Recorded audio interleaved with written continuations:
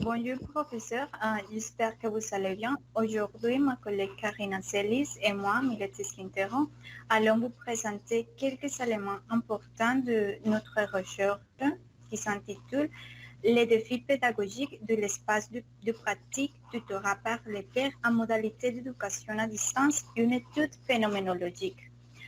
Um, Tout d'abord, en tenant compte du premier chapitre, nous allons parler de l'énoncé du problème, puis des objectifs et de la justification. Et en quatrième lieu, nous allons annoncer les questions auxquelles nous voulons répondre dans notre recherche. Ensuite, considérant le deuxième chapitre, nous allons expliquer brièvement le cadre théorique et la révision de la littérature. Et enfin, nous aborderons le troisième chapitre qui est divisé en 5 parties. Ce sont l'approche, le design, la population, l'échantillon et finalement les instruments. Bon. Pour commencer l'explication, il est nécessaire de mentionner que le tutorat par les pairs au sein du programme de licence en langues étrangères de l'Université de Pamplona se développe par le biais de l'apprentissage collaboratif où les étudiants du 6e semestre ayant un niveau B2 de français agissent comme les tuteurs dirigent l'espace de renforcement académique des étudiants débutants ayant un niveau A2, AA de français. Et pris en compte de la crise sanitaire par COVID-19, ce domaine a été modifié. Par exemple, au cours des semestres précédents, les tuteurs et les étudiants devaient se réunir dans les locaux de l'université pour réaliser l'orientation académique correspondant au processus, et cela jusqu'à terminer 6 heures dans le tutorat. Les étudiants incluaient des ressources matérielles telles que des livres, des guides, des plans et des fiches de travail. Malheureusement, en conséquence du confinement, le processus de tutorat a été affecté à tel point qu'il a dû être mené de manière virtuelle et au deuxième semestre, les étudiants devaient remplir des planificateurs et pour créer des activités de systématisation, les tuteurs ont utilisé des plateformes telles que Quizzes, Kahoot, Educaplay, etc. En outre, pour réaliser le tutorat, les réunions synchronisées ont été organisées via des plateformes telles que Zoom, Teams et Meet.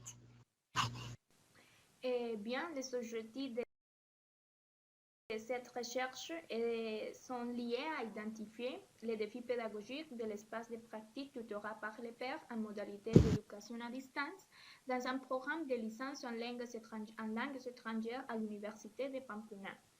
Les objectifs spécifiques de cette recherche sont divisés dans les suivants. D'examiner comme la virtualité défie les tuteurs dans le développement du tutorat virtuel par les pairs dans les cours d'enseignement à distance, de décrire les expériences des enseignements de tuteurs par les pairs en modalité d'éducation à distance et du niveau B2 en plus, et de reconnaître les suggestions de tuteurs pour surmonter les défis pédagogiques du tutorat par les pairs en modalité d'éducation à distance. Il est important d'identifier ces défis pédagogiques présents lors du développement des tutorats par les pairs des étudiants des deuxième semestre dans la période de 2021, car cet espace de pratique exige le développement des compétences de contrôle et de communication dans les processus d'enseignement et d'apprentissage des étudiants débutants de la part du tuteur. Et d'autres termes, il est nécessaire de créer un programme d'activité qui capte l'attention des élèves pendant les roulements de la classe afin de créer des environnements interactifs et décroître la motivation des élèves, comme le mentionne Stacy et Rhys. D'autre part, les informations trouvées dans cette recherche seront utilisées pour les enseignements ou les tuteurs intéressés par le développement des classes en ligne afin de connaître les problèmes et les plus courants qui se produisent tout au long d'un processus d'apprentissage à distance. Et une fois que ces personnes sont conscientes des problèmes qui peuvent se produire, elles peuvent les éviter.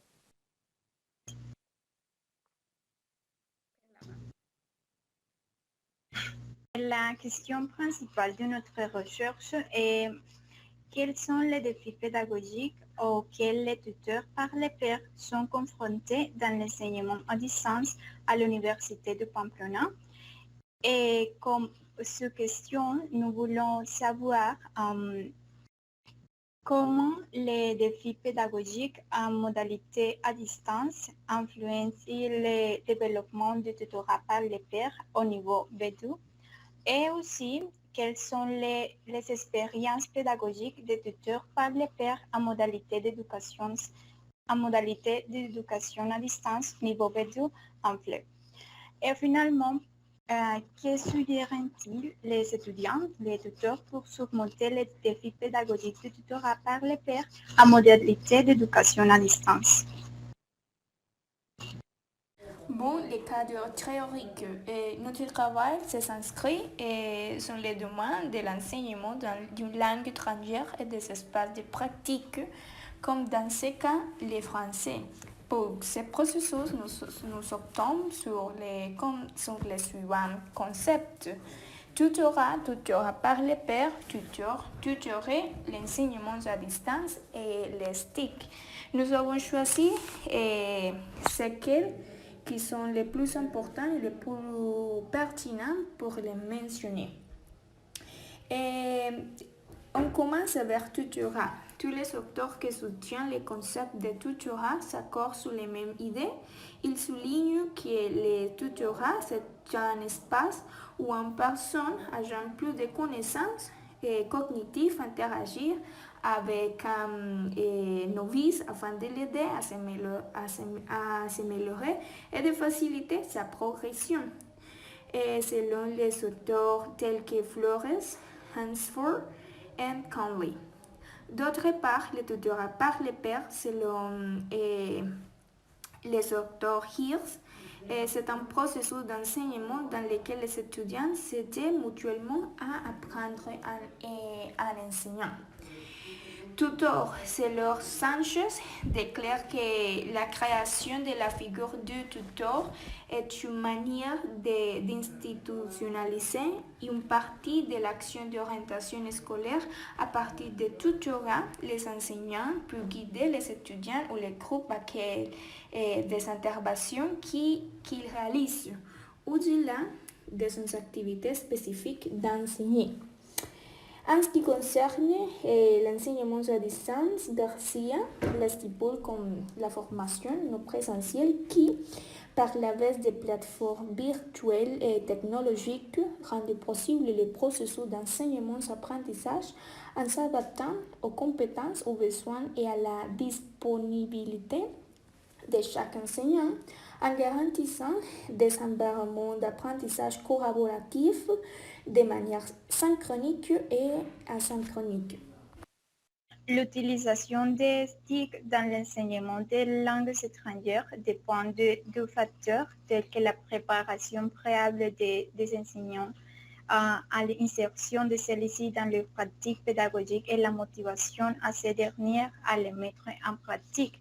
Et dans les défis pédagogiques, selon la définition de certains acteurs, nous pouvons souligner l'interaction active entre l'enseignante et les étudiants comme un défi pédagogique, ainsi que les ressources technologiques pour le développement d'environnements éducatifs tels que la connexion Internet et l'utilisation des dispositifs technologiques. Bon, nous avons pris en compte les trois études de recherche suivantes qui ont aidé à mieux comprendre le développement de la méthodologie des instruments de collecte de données et en fonction présentation du sujet de recherche.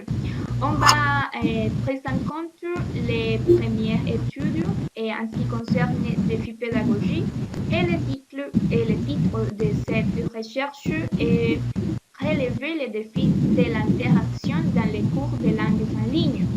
Et alors, ces recherches ont développé un phénomène d'études similaires à nôtre dans lequel les défis pédagogiques de l'enseignement des langues en ligne ont été étudiés. Les résultats de la recherche indiquent que l'interaction des étudiants était affectée par le manque de clarté des enseignants dans la présentation des moyens en utilisant des instruments de communication tels que les plateformes virtuelles et des autres outils d'apprentissage. Et deux études ont servi de base pour aborder cette variable, modalité d'éducation à distance. Premièrement, la recherche intitulée Méthodologie du travail avec les universités publiques du Pérou pendant la pandémie, continuité de l'enseignement et de l'apprentissage virtuel et en ligne nous montre que les défis impliquent non seulement la construction d'espaces pédagogiques, mais aussi la difficulté posée par les faibles qualités des ressources technologiques telles que l'Internet. D'autre part, une étude du cas intitulée Perspectives des étudiants sur l'apprentissage à distance pendant la pandémie de COVID-19 souligne les défis suivants. La manque d'interaction sociale et des expériences positives comme la flexibilité du temps et du lieu. Et la troisième recherche que nous avons pris en compte c'est fait référence au tutorat par les pairs. Et cet article vise à montrer les résultats d'une étude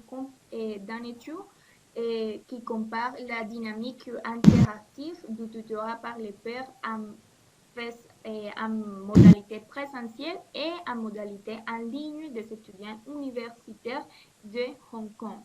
Les résultats montrent par l'enseignement que les classes virtuelles se développent d'une manière égalitaire, c'est-à-dire que les participants interagissent plus entre eux avec les classes en ligne que les classes en modalité présentielle. Considérant le troisième chapitre, notre recherche sera menée selon l'approche qualitative afin d'analyser et de décrire les défis pédagogiques rencontrés par les étudiants du 6e semestre dans leur première pratique pédagogique, tutorat par les pairs, et de cette façon, il sera possible de refléter les émotions et les différentes expériences de chaque tuteur. Notre projet de recherche est développé selon les critères d'un design phénoménologique. Ce design nous permettra de trouver les significations que les étudiants du 10e semestre donnent au tutorat par les pairs à travers leur expérience, en tenant compte les défis pédagogiques présents lors du développement de leur premier espace de pratique Et la population de notre étude sont les étudiants du 6e semestre de la période 2021-01 de la licence langues étrangères anglais-français qui ont abordé un processus d'apprentissage des langues françaises et anglaises et qui ont des niveaux B2 dans chaque langue. Et cette recherche se concentre sur le niveau intermédiaire B2 de la langue française et la population se caractérise par le fait d'être un groupe d'étudiants âgés de 18 à 24 ans et ces participants font partie du groupe d'étudiants du domaine de pratique de tutorat par les pairs qui correspond à un cours développé en modalité virtuelle.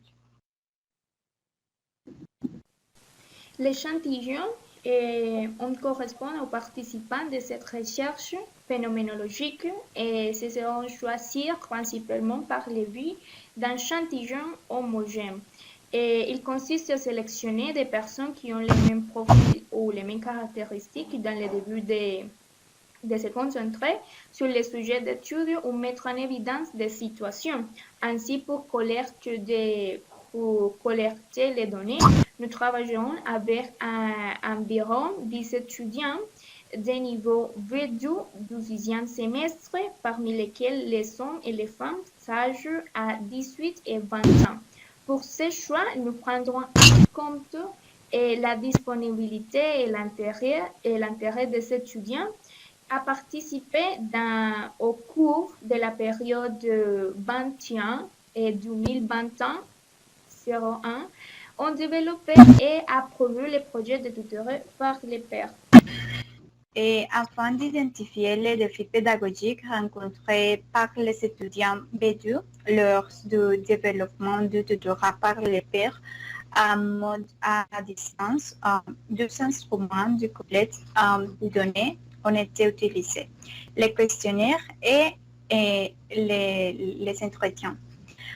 En considérant les questionnaires selon Hernandez Sampieri 2012, deux types de questions sont considérées dans les questionnaires, les questions fermées et les questions ouvertes.